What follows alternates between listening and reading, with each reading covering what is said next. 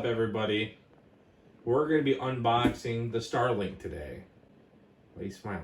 We're unboxing the Starlink, and this is something I've been waiting for a long time. We've been dealing with we've had Verizon internet for a while now, and it's time to see what all this shit's about. So upon opening the box, oh god, I don't have any. We're doing it the old-fashioned way. Let's dive deep into this SpaceX box. So we got some cardboard shit. We got the base. Pretty hollow aluminum. It's got some screw holes. I'll probably be mounting this on the top of my roof. We got the antenna, and it's a little dusty. And I'm assuming that's just because, mass produced, blah, blah, blah. So this should slide into the bottom of this, where it's already got a pre-attached cord. This is the Starlink router, which will go into the bottom of this. It's kind of weird that this is already pre-attached, unless I can pop this out. No, I can't. How does this, do I have to route all of this through? Anyways, so 50-foot cord, get some SpaceX stickers with 5 cats for Cat 5, funny, and then you got a cord. That's all that comes in the box. I put this in like this and push that through. I don't read instructions. Okay. But you can also slide this cord through too. But that seems like a pain in the ass. I ain't doing that. Because right now we're going to jury rig the fuck out this thing. I'm going to go run outside in the pouring rain and put this antenna. This is pretty cool though. There's a motor inside here that's once powered will move around and find the satellites to connect to. See, look at this shit. It's all like dirty and shit. Fuck.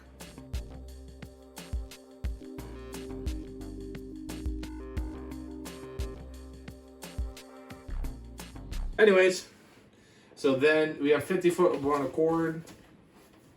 Then this goes into what? Type C? Proprietary? Oh wow, that's a weird fucking cable. Then this will plug into the router. I'll plug that into there, into here, and then power adapter. And then this is going to go on my living room. So let's take this motion of the ocean to the living room works. Follow me. Oh fuck, I'm going to lose it. I'm losing the cord. I got it. The goal here, Morgan, is that this cable is going to fish through this pipe right here. And then I'll clog it back up. I'm going to go run outside. You don't have to, you can film me if you can, but the likelihood of you being able to get my ass out there is going to be probably funny if you can. All right. Is it raining? It's like drizzling. Keep that cord inside if you can. All right, I'll be back.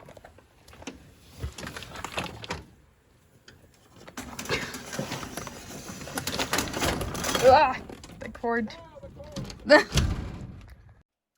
So, what's happening, guys? It's been about over a month or so since I've had Starlink, and honestly, I'm pretty damn impressed with it.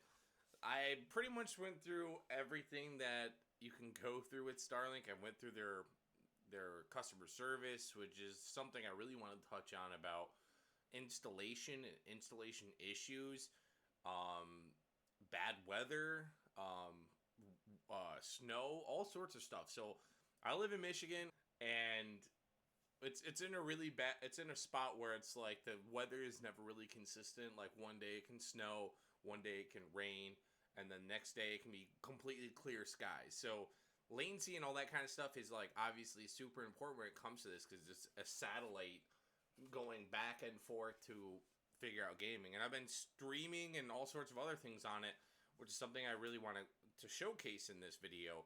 And so this is the Starlink router. This is where, like I showed in the video, this is where you plug in that Starlink dish. This is the power adapter. And so this goes into your Starlink satellite, and then that gives you its link status.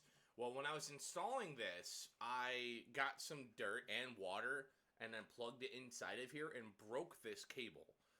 I didn't know exactly what was going on. Like I said, first initial setup and all this stuff happened. So first off the bat, Starlink does not have any customer service, physical customer service.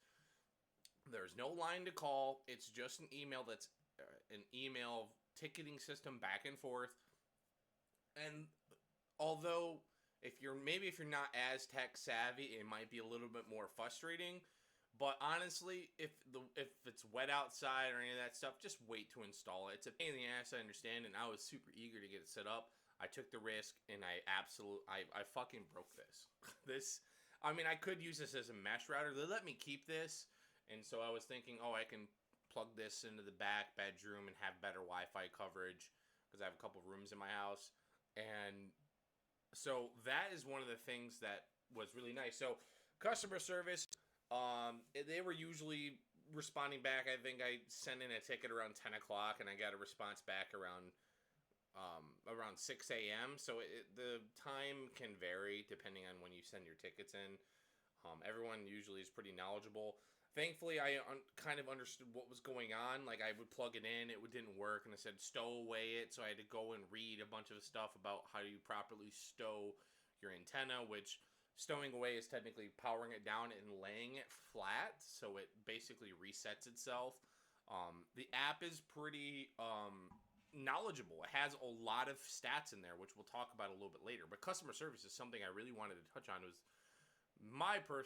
the biggest aggravation in this entire process, because if you have any issues, you're not going to get immediate customer service. You're not going to be able to call a line and say, hey, I need to talk to something. My satellite isn't working. My internet's out, whatever.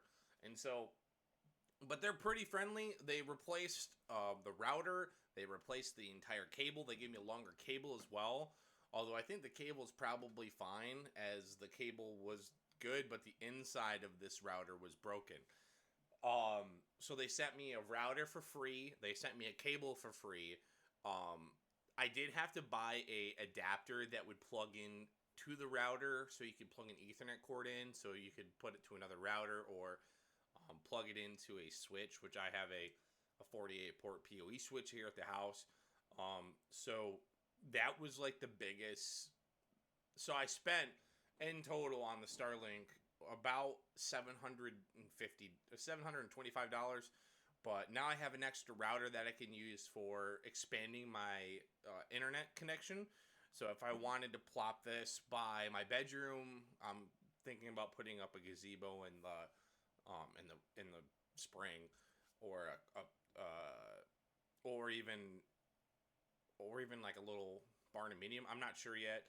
But I have this to use for my house, where I can still have great Wi-Fi coverage. And honestly, just with the one, my house is about 12 to 1,300 square feet, and this thing has great coverage. I can go from the back of the house all the way to the front of the house, all the way to the back of the house, to the sides, and no problem have 4-bar internet connection. Obviously, I can usually get internet all the way to the end of my driveway, which is about maybe 1,500 feet away from my house.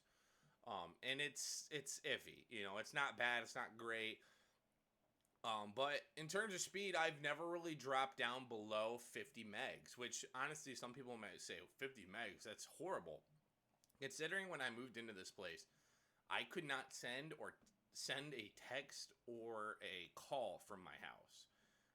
It was horrible. I had Verizon business class internet, which we can make a whole video about later. Honestly, it's going from that to Starlink is an incredibly astronomical jump in performance. Verizon even has its own caveats with its own internet, with dropping out, having lag issues, latency. And Starlink, I had those, but it wasn't as sporadic, because latency is very important when you're going up and down from the cloud. into the into the space essentially. Latency is obviously very important, and with Starlink, I never really had huge issues with any latency. I had a couple spots here and there, but it was maybe 1 or 2 seconds and it was gone. Whereas Verizon, if it was lagging for very long periods of time, where it was very noticeable, lagging for up to 15 seconds or even longer. Or some days I would come home and the internet would not work at all, or very, very limited internet connection. So it was not great. Starlink has increased all of that to 50-fold. My girlfriend can be watching Netflix in our living room, and I can be gaming and streaming with no drops in connection with streaming. And obviously, there's been stream footage on this video the entire time. For a beginner to use, a lot of my neighbors I've been having my neighbors actually put Starlink in their house to get actual good internet, because I live out in the middle of nowhere essentially. And Starlink has really helped out with getting that set up. My uncle has, I think, T-Mobile internet, which is essentially the same thing as Verizon, and it's okay. It's just for maybe a person that doesn't want to spend as much money and they have 5G at their house. If you had 5G at your house and had the Verizon business class internet that I had, you'd probably get faster speeds than Starlink. But this is literally internet for if you have no other options available. HughesNet's obviously shit. If people still are using HughesNet, I don't know what to tell you. You're dumb at this point. But HughesNet has a data cap. It's not going to be as fast and all that other stuff. Starlink, I've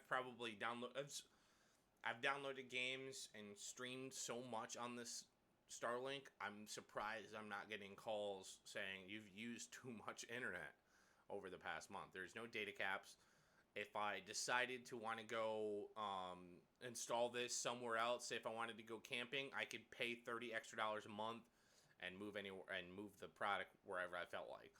I have that extra cable. Although I'd have to move the router, I have an extra power cable, so I could use that internet pretty efficiently. But yeah, that brings me down to the point price. Obviously, it's kind of expensive for some people. $120 for internet is a little bit more expensive, but if you have no other alternative, there's absolutely nothing like it. When I saw that I was on a business trip, I was in, I think, Chicago, and I seen that Best Buy had satellites or Starlinks available to buy, and I debated back and forth. I seen that it was available in my area. I said, screw it, I'm gonna buy the damn thing. So I bought it. It came to my house the very next day. I got home from Chicago and I installed it. Obviously, I broke it, and so I wasn't really able to use it, I think, until Wednesday. Is when they shipped out the new router and the cable and all that fun stuff. So that's something you have to be careful of, is watching how rough you are with the cords, because the connection is like a weird USB A hybrid type cable. Like, you can't just go out into Best Buy and buy another cable. Like, that's the bad part about it, is if you do mess something up, or if, say, an animal chews a cord in half, obviously you're gonna have to replace it, and it's proprietary. You have to buy it through Starlink's website. And so we'll kind of talk over Starlink. We'll talk about Starlink's application right now. So in the Starlink app, you have a couple of options. Obviously, your top here is your it says that I'm doing the standard billing. Statistics can show you outages. So over 2 seconds, these are the outages that have happened in the last while. I did an update this morning, so that's why it was no signal received for 16 seconds. These are pretty sporadic. They just happen time and time again. You can do less than 1 second. Outages over 5 seconds, that's when I restarted it. And that's 2 seconds you won't even notice while gaming. So you can monitor that stuff. If you're using Wi-Fi, it shows you your speed test, which we can run one now. This is obviously on Wi-Fi. So we're getting over 130 megabytes per second with 23 milliseconds of latency. So that's huge. Upload is usually in the 30s to 20s. which honestly for satellite is fucking incredible. Inside your Starlink app, you can run an advanced speed test as well if you really want to test that out. It's not really going to tell you anything special. Latency is something that's on here. Round trip back and forth, usually in the 30 to 50 megabytes. Network shows you what's on the network. Obviously, I have a couple of different things on here. Wi-Fi is going to be like an unknown device, might be something different. 5G. I think this is my laptop, if I'm not mistaken, or my gaming laptop. So this is obviously only Wi-Fi. So everything that's connected to the Cisco switch is obviously managed through my Cisco application. The Starlink cannot see that. So any wired connections you cannot visibly see on there. If you wanted to add a mesh node, which is mesh Wi-Fi, if you don't know much about it, you basically add another Starlink, you'd plug it in, and it would search for it on your network. Obstructions, I can tell you if your satellite dish just has obstructions. Apparently there's one in the very bottom right corner here. But no obstructions. I have it on the top of my roof, so not much getting on there. We already ran the speed test. Settings, you can change the network setting, content filtering, like no filtering, malware and adult content. I already use it's plugged into a firewall, so I won't have to worry about that. You can do custom DNS settings, IPv4, IPv6. Most people don't use those, but if you have an advanced, that's all set up through my my switches and my firewall. So, factory reset, if you wanted to reset it, you can change your network connections and your password. You can split your networks into 2.4 and 5 gigahertz networks. I don't have really much that is on 2.4, so this is where you'll contact to get troubleshooting issues, set up and install, apps, damages, obstructions, Wi-Fi configurations. And if you ever need to contact support, you can click here and you can file a support and talk about it, send pictures, all sorts of stuff. Very helpful. Going down here, it has more debug data, ID for your account, subscription services, build app content, Starlink updates, router updates, how long it's been up, obviously all that kind of stuff. You can set up another Starlink if you need to do that, if your old one broke. But, yeah, it's been a fantastic experience with Starlink. And I don't really see an extra alternative that it beats Starlink. It's just not feasibly possible. I've used all sorts of different ones, from radio internet providers, Air, which is in my local area. Starlink obviously has to be the best. Verizon is okay if you have a good cellular connection. Right now, I have 3 bars of 4G, which equivalent to about maybe 20 megs. And honestly, for gaming and streaming, it is almost physically impossible. So, my review of Starlink, my personal experience, it was a 9 out of 10. The reason it was a little bit lower is because I was trying to see a good way of running my cables, and to have that cable that plugs into Starlink be such a weird angle really makes running any, like, I run Ethernet through my house through PVC pipes underneath my house to make it more consistent, and obviously you're not tripping over cords. So running a Starlink cable through one of those is not really an option. So you have to run it out, bore a hole through the house that makes it an anomaly, an atrocious looking one. So you have to find excess means. You can go run it through a doorway, whatever. But then there's cable on the ground. It just does not look as clean. So that would be my only gripe if they were ever to make an enhanced version of the Starlink. Maybe where the cable plugs into the back right here, so it's just a straight in connection and out. I don't like that when I was troubleshooting, there's only one small little light on the bottom that tells you if it has power status or not. Maybe have an LED indicator, because this is a pretty expensive router. It's very nice, but there's a picture here that maybe you could put like a little LED on the front. You can turn it off in the settings to just turn on, turn off, or have a status indicating light. Yeah, you can search it from the app, but if you're having problems, wouldn't it be better just to like look at the router and see, oh, there's a status indicator light or data or whatever. That would be my biggest gripe that I've noticed so far, and ruining its perfect 10 out of 10 score. But really, honestly, there's absolutely fucking nothing like it. So, thanks guys for watching. More videos to come. I'm finally back on YouTube after finally having Starlink to make this actually possible. So, thanks Starlink for continue. They sent like 26 more satellites into the air, so even better coverage, faster speeds, and who doesn't like faster speeds? Thanks guys for watching. I'll see you in the next one. Peace out.